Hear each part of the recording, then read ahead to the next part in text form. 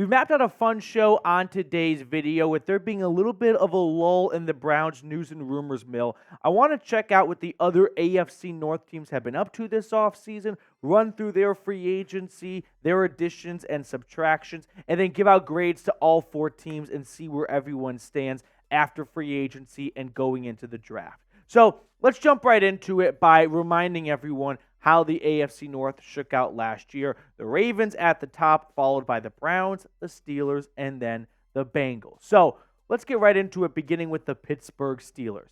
Here are their key additions and losses. Additions, I've got Russell Wilson and Justin Fields. We'll talk more about them specifically in a little bit, but of course, 2 quarterback additions is going to make some headlines in the Steel City. Patrick Queen comes over from Baltimore, and then safety Miles Killebrew, he replaces Patrick Peterson. Key losses, Kenny Pickett goes across the state to the Eagles. Mason Rudolph, who somewhat led them to the playoffs, if you will, he's backing up Will Levis in Tennessee. Diontae Johnson got traded for almost nothing. They got a corner out of it who sucks. He went to the Panthers, and then one of their not very good offensive linemen got signed by the Patriots. So they didn't lose a ton of really key or instrumental pieces in free agency, right? I think you can make the argument that Diontae Johnson's probably going to be the biggest impact loss in terms of production on the field. Now, we'll talk about Wilson and Fields in just a second, but I do think Patrick Queen is a sneaky signing. It's not even all that sneaky. They paid him a lot of money, and I mean, this is just as Pittsburgh Steelers as it gets, right? They love their linebackers. It is the core of their franchise, a long history of really good linebackers, and they went out in free agency and got one of the better ones we have seen hit the open market the last couple of seasons. Personally, I am not concerned with Pittsburgh, and I don't think other AFC North teams should be as well. Yes, they just come off a 10-win playoff appearance. Yes, they have Mike Tomlin. But if you ask Steelers fans, why are they upbeat? Why are they optimistic about 2024? There are 2 answers that tend to come up more than any other answer. One, they got Russell Wilson for a bargain. And hey, that's true. I don't think Russell Wilson is the 32nd best quarterback in the NFL, but he certainly is being paid like one. So that is a good bargain. That's good value right there. But if you're not going to win a ton of games, I don't think in November anyone's going to be very happy about the value. Okay? And if they turn to Justin Fields, well, I do believe Fields can make a really good franchise quarterback in the NFL. To me, having him go from head coach to play caller to a new team in a very short amount of time, and if he gets tossed into the fire in October or November because Russ gets injured or benched, that doesn't seem like a recipe for Justin Fields playing his best football. So from a quarterback standpoint, I'm really not too concerned. But the other reason why Steelers fans are optimistic about 2024, and understandably a decent reason, is we got a great defense, right? This defense helped the Steelers get to 10 wins in the playoffs last year.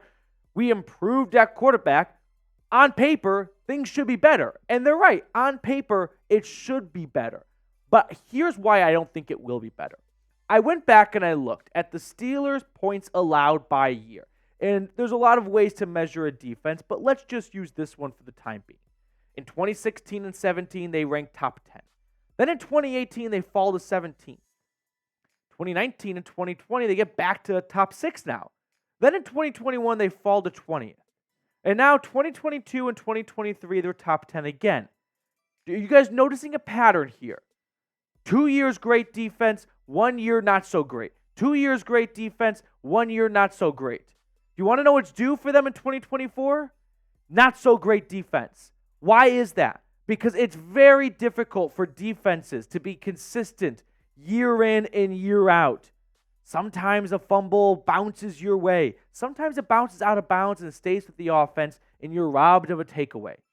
So for me, I'm not very concerned about the Pittsburgh Steelers because I don't think Russell Wilson is all that big of an improvement from what they had. Sure, it's an improvement, but don't act like Russell Wilson hasn't been bad the last 2 seasons in Denver.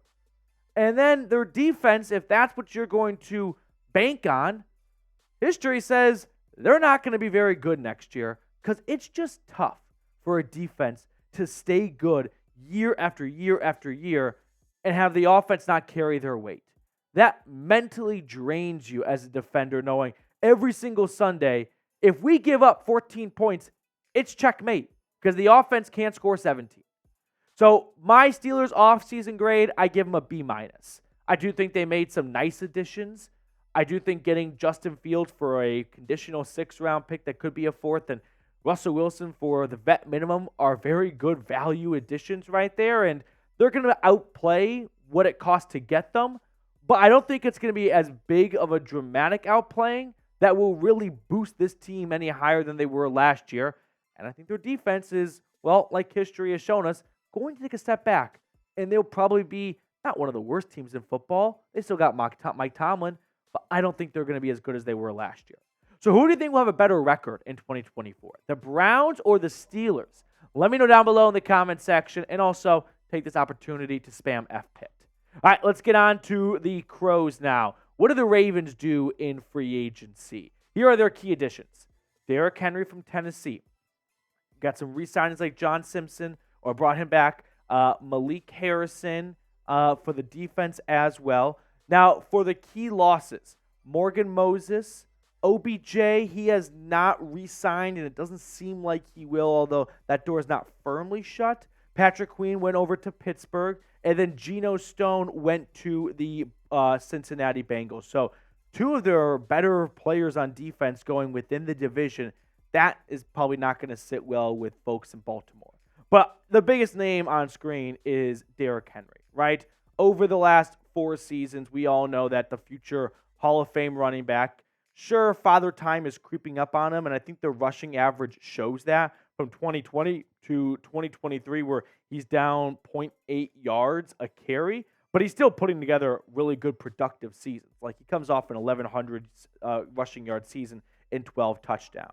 But for me, a student of history, and similar to my argument I had for Pittsburgh, I'm not overly concerned with Derrick Henry and the Baltimore Ravens. Because what does history tell us about running backs that are 30 years old?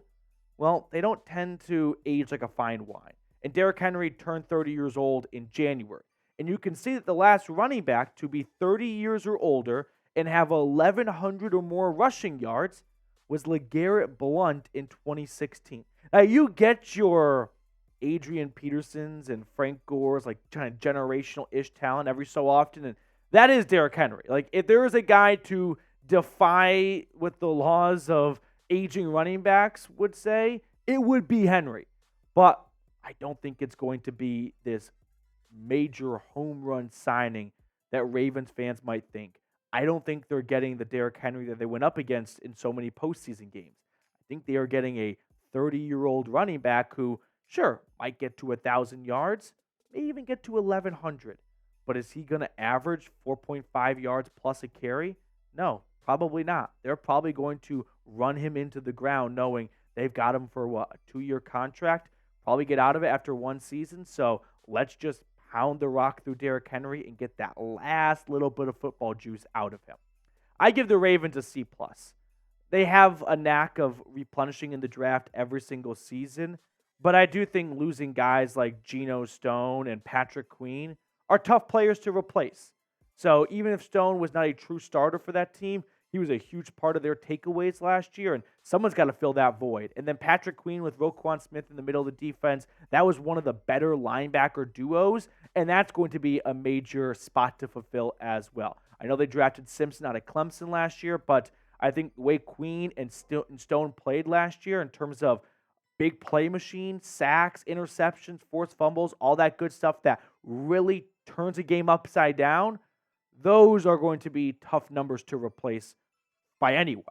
So that's why I give them a C+. All right, before we get on to the other offseason moves and grades, really quickly, I want to fill you guys in on our sponsor today, which is Prize Picks.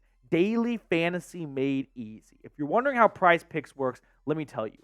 You pick 2 to 6 players and then choose more or less on their projected stats. So with, of course, all the fun on the hardwood heating up, whether it's March Madness, whether it's NBA playoffs soon, or any other league that you like to follow, any other sport, get started with Prize Picks today because it's the best way to turn $10 into potentially 5x your money. So let me give you an example of what I'm talking about. take the Sweet 16 games coming up this weekend. I'm taking the more on whatever that guy's name is out of Iowa State. I also like the more on Dalton Knecht because he's going to be a top 5 lottery pick come June. I also like the less on our fine Illinois Fighting Illini player, Marcus Domsick. So if you like my selections, feel free to ride with me at prizepicks.com/CLNS. Download Prize Picks today and use code CLNS for a first-time deposit match up to $100. I put that link in the comments and description of today's video. Prize Picks, daily fantasy sports made easy. Moving on to the Cincinnati Bengals. Here are their key additions. Running back Zach Moss from the Indianapolis Colts. Defensive tackle Sheldon Rankins from the Bengals. Safety Von Bell from the Panthers. And then Geno Stone from the Ravens. Key losses, their offensive coordinator Brian Callahan took the head coaching gig in Tennessee. Running back Joe Mixon was traded to the Texans.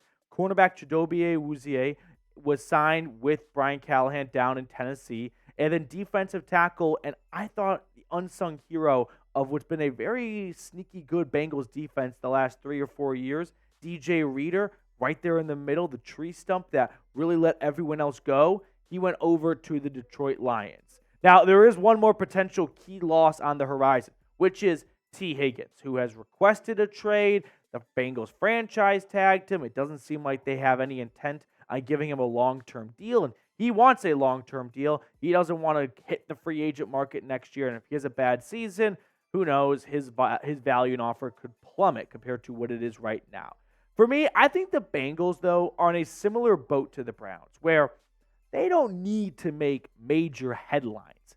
They got to get their quarterback back and healthy, right? That is the number one thing on their wish list, to go into training camp and then go into week 1 with not a quarterback who's getting healthy, which was the case for them last year, and I think, was it 2 seasons ago, when Joe Burrow had like appendicitis or something, had to get surgery, missed the rest of training camp. Like that's their biggest need right now. That's their biggest addition, is get the quarterback back and healthy.